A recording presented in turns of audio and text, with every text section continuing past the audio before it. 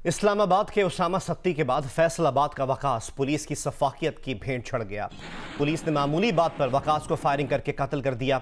FIR के मुताबिक डिचकोट नाके पर वकास अहमद की कार का टायर एएसआई के पैर पर चढ़ गया था। एहलकारों ने मुश्तइल होकर बंदूकें तान ली। वकास ने इस सूरत हाल से खौफजदा होकर कार दौड़ा दी। पुलिस एहलकारों ने ताक़ुब किया, कार से बाहर निकालकर फायरिंग की और वकास को मार डाला। 4 पेट्रोलिंग एहलकारों को गिरफ्तार करके मुकदमा दर्ज कर लिया गया है।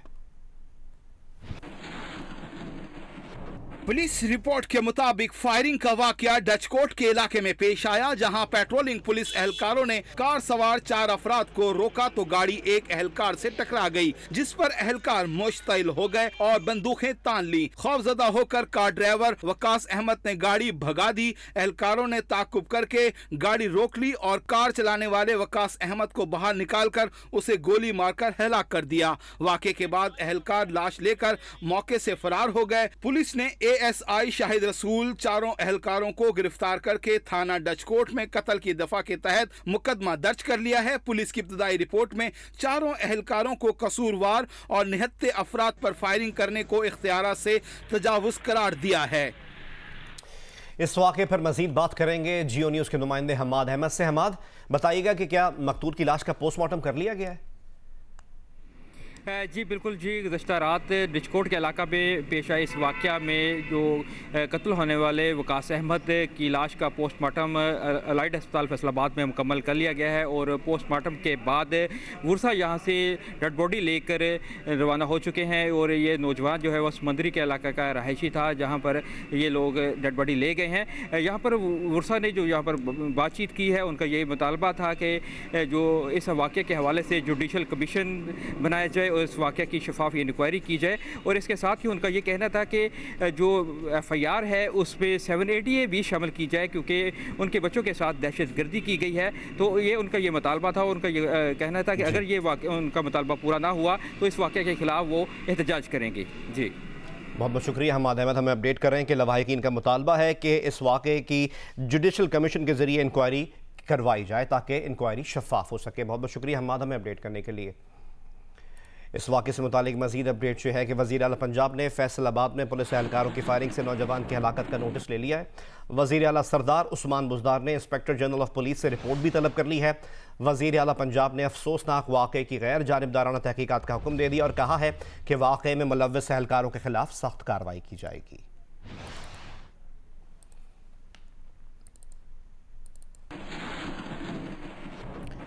खबर शामिल करते हैं गुजरावाला से, जिसके इलाके डोगरावाला में मकान से खातून और इसके 4 बच्चों की लाशें मिली हैं। पुलिस के मुताबिक खातून और बच्चों को सर पर वार करके कत्ल किया गया है। वाक़े की रात खातून का शहर घर पर मौजूद नहीं था। इस वाक़े से मुतालिक मज़ीद अपडेट यह है कि DSP कैंट कहते हैं कि वाक़े की तहकीकात की जा रही हैं। ये वाक़या पेश आया है गुजरावाला के इलाके डोगरावाला में, जहाँ एक मकान से खातून और इसके 4 बच्चों की लाशें मिली हैं।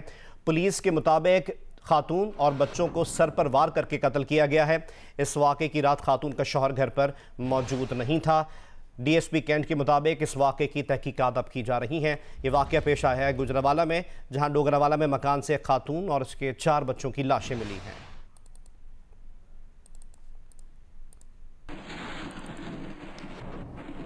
और अब आपको बताएं कि जियो न्यूज़ के कैमरामैन नासिर मुगल पर तशद्दुद का मामला। पुलिस के मुताबिक नासिर मुगल पर तशद्दुद में मुलव्वस मरकजी मुलजिम राजा उस्मान अरशद कराची फरार हो गया है। दीगर मुलजमान ने 4 फरवरी तक जमानत कबल गिरफ्तारी करवा ली है। दीगर मुलजमान के नाम राजा अंसर, यासिर और तैमूर हैं। राजा उस्मान की गिरफ्तारी के लिए छापे मारे जा रहे हैं। राजा उस्मान अरशद बैरिस्टर फहद कत्ल केस के मरकजी मुलजिम राजा अरशद का बेटा है। इसकी डिटेल्स जानते हैं नुमाइंदा जियो न्यूज़ अयाज अकबर यूसुफजई से। अयाज, क्या मजीद तफसीलात हैं आपके पास? बिल्कुल जी, जियो न्यूज़ के कैमरामैन नासिर मुगल पर जो तशद्दुद किया गया था इंसदादी दहशतगर्दी के अदालत के अहाते में, उस हवाले से नासिर मुगल की मुद्दईयत में थाना रमना में FIR दर्ज की गई थी और उसमें मुलजमान को नामजद किया गया था। अभी पुलिस से हमारी बात हुई। पुलिस का कहना है जो मरकजी मुलजिम है राजा उस्मान अरशद, जो इस तमाम जो वाक़ये का मरकजी किरदार था, वो यहाँ से कराची फरार हो चुका है। उन्होंने उनकी डिटेल निकलवाई है और साथ साथ जो बाकी 3 मुलजिमान थे, जिसमें यासिर, तैमूर और राजा अंसर इन तीनों ने जमानत कबल गिरफ्तारी करवा ली है मकामी अदालत से, और इसमें 2 मुल्जिमान पहले ही गिरफ्तार थे जो मौके से गिरफ्तार किए गए थे, वो दोनों जुडिशल पर अडियाला जेल भिजवा दिए गए हैं। इस हवाले से पुलिस अफसरान से वो हमारी बात हुई है, उनका कहना था कि हम कोशिश कर रहे हैं, हमने जो मरकजी किरदार है राजा उस्मान अरशद उनके घर पर छापे भी मारे हैं, लेकिन वो यहाँ से फरार हो चुके हैं। उन्होंने कब्ज़े के बाद गिरफ्तारी भी नहीं करवाई क्योंकि उनको ये डर है कि जो पुलिस के पास एविडेंस है उसके मुताबिक उनकी जमानत जो है वो बहुत जल्द जो है वो खारिज हो सकती है, इसी डर से वो यहाँ से फरार हो गए हैं।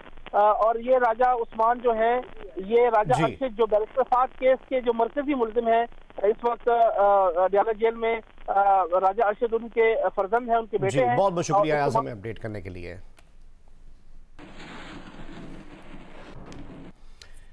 कराची में JUFA के तहत इसराइल नामंजूर मार्च की तैयारियां मुकम्मल कर ली गई हैं। सिंध के मुख्तलिफ अजला से काफिले मज़ार कायद के करीब कॉरिडोर 3 पर जमा हो रहे हैं। सरबराह JUI मौलाना फजलुर रहमान मार्च के शुरा से खिताब करेंगे। जलसागाह के इंतजामात और ट्रैफिक की सूरत हाल बता रहे हैं जियो न्यूज़ के नुमाइंदे खावर खान। जी, जमीयत उलमा फ़े की जानिब से आज कराची में जो है इसराइल नामंजूर मार्च का इनेकाद किया जा रहा है, जिसके सिलसिले में मेन कॉरिडोर 3 मज़ार कायद से मुतसिल जो है यहाँ जलसा का एहतमाम किया गया है। इस सिलसिले में अगर तैयारियों की बात की जाए तो कंटेनर लगाकर स्टेज बनाया जा रहा है। इस वक्त साउंड सिस्टम लगा दिए गए हैं। ज़ोहर के बाद जो है बाकायदा लोगों की आमद का सिलसिला शुरू हो जाएगा और यहाँ के जो मुंतज़मीन हैं उनका ये कहना है कि तकरीबन 4 बजे के बाद जो है कायदीन यहाँ पर आएंगे और इस जलसे का और इस मार्च का बाकायदा आगाज़ किया जाएगा। बात की जाए अगर ट्रैफिक के सिलसिले में और इस शाहरा के हवाले से, तो वो रास्ता जो कि सदर से पार्किंग प्लाजा से होता हुआ फिडी स्ट्रीट और फिर न्यू एमेजिना रोड और इस मज़ार कायद से मुतसिल इस रोड पर आता है, तो ये मुकम्मल तौर पर ट्रैफिक की आमदोरफ्त के लिए बंद कर दिया गया है। मुतबादिल के तौर पर लोग सदर से लकी स्टार और फिर शाहरा फैसल को लिंक कर सकते हैं। इसी तरह न्यू एमेजिना और यूनिवर्सिटी रोड से जो लोग सदर की जानिब आना चाहते हैं वो पीपल्स चौरंगी से नवाब वक्त के ऑफिस और फिर वहाँ से एमेजिना रोड को लिंक करते हुए अपनी अपनी मंजिलों की जानिब जा सकते हैं। इंतज़ामात जो है इस वक्त आखिरी मराहिल में मौजूद हैं और ज़ोहर के बाद बाकायदा इस जलसे का और मिलियन मार्च का जो है आगाज़ किया जाएगा। जी, कराची में मिलियन मार्च, मरम्मती काम और क्रिकेट टीमों की आमद के बायस ट्रैफिक काफ़ी डिस्टर्ब है। इसी वजह से ट्रैफिक पुलिस ने मुतबादिल रूट प्लान जारी कर दिया है। ट्रैफिक पुलिस के मुताबिक न्यू प्रेडी स्ट्रीट और कारसाज रोड बंद होगा। स्टेडियम के अतराफ फ्लाईओवर भी बंद होगा। मिलियन मार्च की वजह से पार्किंग प्लाजा रोड को ट्रैफिक के लिए बंद कर दिया गया है। सदर दवाखाना से ट्रैफिक को मुतबादिल रास्ता फराहम किया गया है। टावर से आने वाली गाड़ियां सदर दवाखाना से प्रीडी चौक और एमेजिना रोड जा सकती हैं। हैवी ट्रैफिक बस और मुसाफिर कोचेस को प्रीडी चौक की तरफ मोड़ा जा रहा है। छोटी गाड़ियों को प्रीडी चौक से एमेजिना रोड की तरफ भेजा जा रहा है। जेल चौरंगी से ट्रैफिक कश्मीर रोड शाहरा कायदीन की जानिब मोड़ा जा रहा है। यूनिवर्सिटी रोड से ट्रैफिक गुरु मंदिर एमेजिना रोड भेजा जा रहा है। दोपहर 2 बजे Peoples Chowrangi cut Karsaz road, millennium road और न्यू टाउन रोड बंद कर दिया जाएगा। यूनिवर्सिटी रोड बंद नहीं किया जाएगा। आगा खान और लियाकत नेशनल हॉस्पिटल जाने की इजाजत होगी।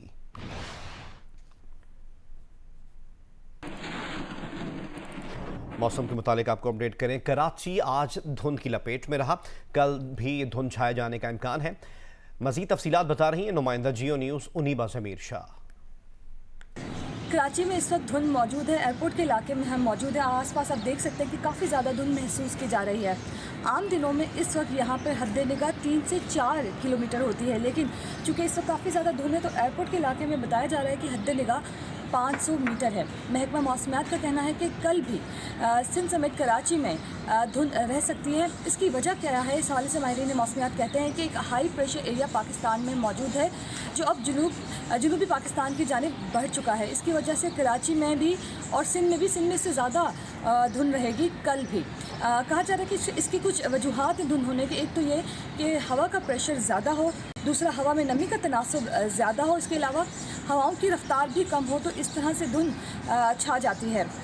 इस सुबह में देखा गया कि कराची में हवा में नमी का तनासुब 90% से ज़ायद रहा। जैसे जैसे दिन सूरज निकलता जाएगा वैसे वैसे धुंध कम हो जाएगी। लेकिन इस वक्त सूरज निकला हुआ, लेकिन हम आसपास अगर मैं काफ़ी बुलंदी पर मौजूद हूँ, लेकिन धुंध मुझे काफ़ी ज़्यादा यहाँ पर महसूस हो रही है। वज़ीर आला सिंध ने कराची म्यूनसिपल कॉरपोरेशन को माली मुश्किलात से निकालने के लिए कमेटी बना दी है। तर्जुमान वज़ीर आला के मुताबिक KMC के माली मामलात पर इजलास हुआ। मज़ीद डिटेल्स हासिल करते हैं नुमाइंदा जियो न्यूज़ तारिक मोइन सिद्दीकी से। जी तारिक, अपडेट कीजिएगा। जी, वज़ीर आला की सदारत में KMC से मुताल्लिक इजलास हुआ, जिसमें महकमे की जो मजमूई सूरत हाल है उसका जायजा लिया गया। इस मौके पर वज़ीर आला सिंध को जो KMC की सूरत हाल है उस पर एडमिनिस्ट्रेटर लईक अहमद ने ब्रीफिंग दी और जो माली मुश्किलात हैं उनका जायजा लिया गया। वज़ीर आला सिंध ने KMC को 170 मिलियन रुपए देने की मंजूरी दी है इस इजलास में। वज़ीर आला का कहना था कि हम चाहते हैं कि कराची की तरक्की के लिए हम जो भी किरदार अदा कर सकें वो करें। उन्होंने KMC की माली मुश्किलात को मद्देनजर रखते हुए शहर में जो 14 लाख मालियत के KMC के UCT टैक्स वसूल करने की जो बात थी उसको उन्होंने इंडोर्स किया और ये कहा कि ये ज़्यादा से ज़्यादा जो टैक्स है वो वसूल किया जाना चाहिए। जो रह गए अब तक सिर्फ 35,000 प्रॉपर्टीज से जो है टैक्स वसूल हो सका है। ये ब्रीफिंग में वज़ीर आला सिंध को बताया गया। शुक्रिया तारिक मोइन हमें अपडेट करने के लिए।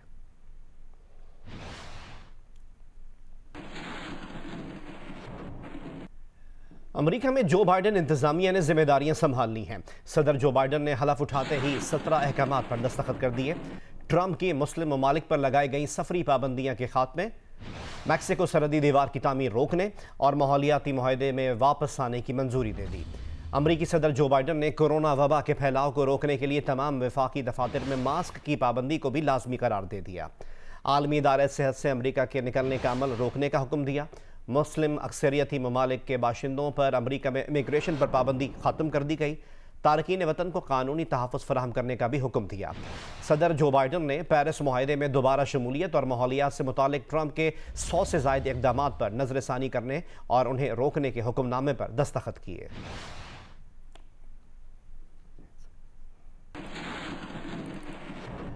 व्हाइट हाउस की प्रेस सेक्रेटरी जेन साकी का कहना है कि सदर बाइडेन ने पहला हुक्म कोरोना से निपटने के लिए जारी किया। मीडिया ब्रीफिंग में बताया कि ट्रंप इंतजामिया की मुतनाज़ पॉलिसीज़ को ख़त्म करने के लिए मुतअद्दिद हुक्मनामे जारी किए गए हैं। अमरीकी सदर ने सिफारतकारी के जरिए ईरान के जौहरी प्रोग्राम और दीगर खदशात दूर करने का कहा है। प्रेस सेक्रेटरी जेन साकी ने यह भी बताया कि अमरीका की ख्वाहिश है कि ईरान दोबारा जौहरी मुआहदे में शामिल हो। अमरीकी सदर बाइडेन की पहली तरजीह दुनिया भर में इत्तेहादियों से ताल्लुकात की बहाली है।